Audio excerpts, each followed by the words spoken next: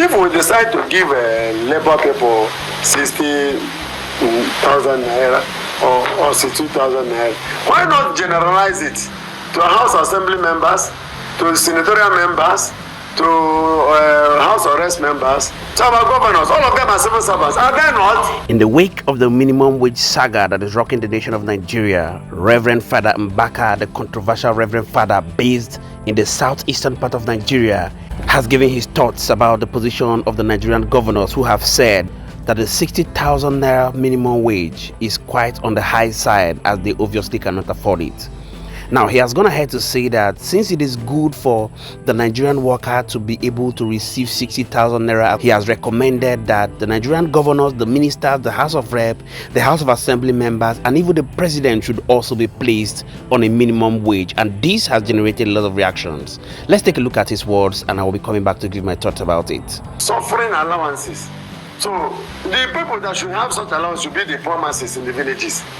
Because if they are not careful, this crisis of a thing can be hijacked and nobody will know the ripples effect.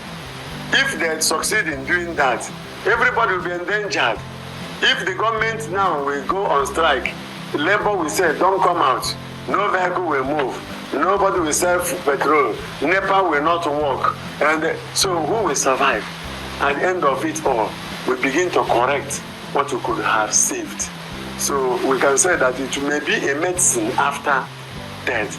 If we decide to give labor people 60,000 naira or 62,000 naira, why not generalize it to House Assembly members, to senatorial members, to House Arrest members, to our governors? All of them are civil servants, are they not? Yeah. So if all of them are civil servants, why are these people slaves?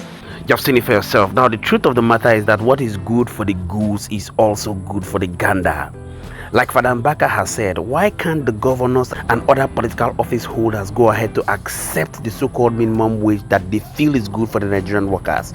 After all, in a democratic setting, government should be about the people. Sometimes I begin to wonder, how can these guys decide to give a minimum wage that they know that genuinely cannot pay the bills of the Nigerian worker? What does it mean? What are you trying to tell them? It means you're going ahead to tell them that this is what we can give you. Find a way to complete it. And this is what brings about the corruption in the system. And people begin to talk about that there's corruption in the system. How can we stop the corruption in the Nigerian system? It's very clear.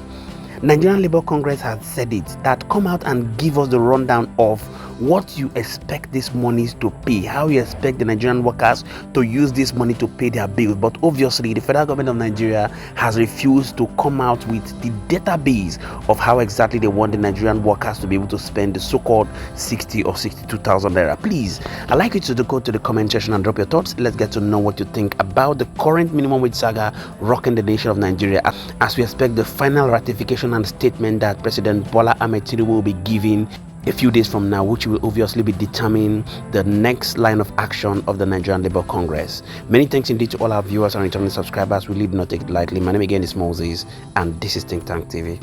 See you on our next video. Bye for now.